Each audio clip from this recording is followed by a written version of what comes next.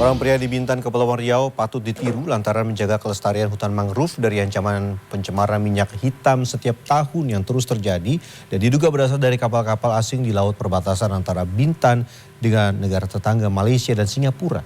Tidak hanya melestarikan hutan mangrove, namun dari kegiatan konservasi mangrove ini dia juga memberikan manfaat ekonomi bagi para ibu-ibu pesisir.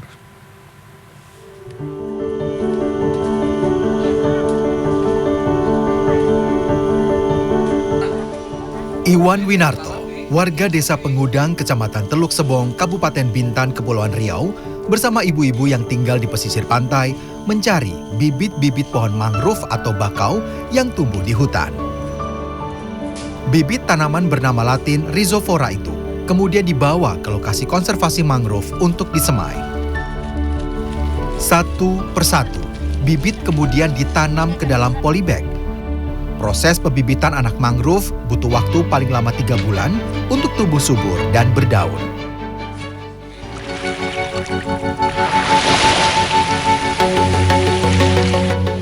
Menurut Iwan, pelestarian mangrove dilakukan sejak 2016 lalu. Saat itu, ia melihat hutan mangrove terancam minyak hitam yang terbawa dari utara. Diduga, minyak hitam itu berasal dari kapal-kapal asing di laut perbatasan antara Bintan dengan negara tetangga, Malaysia dan Singapura. Tapi tak hanya minyak yang mengancam keberadaan mangrove. Limbah dari industri juga membuat nasib mangrove di ujung tanduk.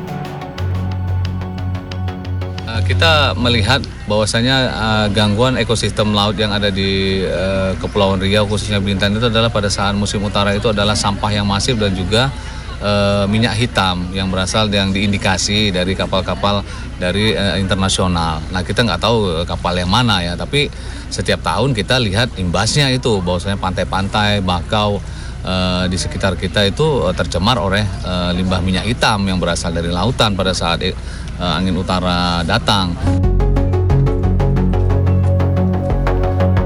Setidaknya hingga kini sudah 40.000 bibit mangrove ditanam di pesisir pantai oleh Iwan dan para ibu.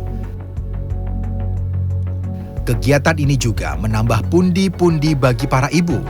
Para ibu bisa menjual bibit mangrove seharga Rp5.000.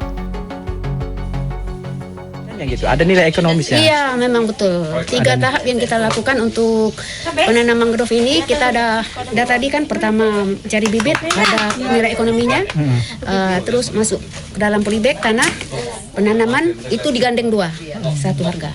Jadi untuk ekonomi cukup terbantu. Cukup terbantu lah kalau ada pelanggan yang order ke kita. Sesuai data dari Dinas Lingkungan Hidup Kabupaten Bintan, kasus pencemaran minyak hitam terjadi 4 zona di kawasan pantai, yakni Pantai Lagoy, Pantai Syakera, Pantai Berakit, dan Pantai Trikora. Setidaknya ratusan laporan diterima DLH Bintan terkait pencemaran minyak hitam. Laporan yang masuk laporan masuk adanya tumpahan minyak hitam. Kalau di 2025 ini memang masih 1 laporan. Tapi yang di 2024 itu ada 14 laporan yang masuk, yang kita tercatat di data kita lah.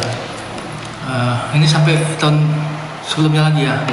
Yang 2023 itu ada 10 laporan, di 2022 6 laporan, 2021 ada 23 laporan. Nah, yang di 2020 ini yang agak banyak sedikit, ada 47 laporan yang masuk ke kita. Kalau tahun 2025 1 ya, Bang? Sampai saat ini baru 1 yang masuk. This is the sign that we are in a Kegiatan konservasi yang dilakukan Iwan di desanya mengundang mahasiswa dalam negeri maupun luar negeri seperti Singapura datang untuk belajar cara dia melakukan konservasi mangrove. Tidak hanya itu, ia juga mengajak mahasiswa dari universitas di Singapura untuk berkeliling hutan mangrove. Kiprah Iwan ini juga membantu perekonomian warga dan menambah kunjungan wisata ke Pulau Bintan. Arpandi, Bintan, Kepulauan Riau.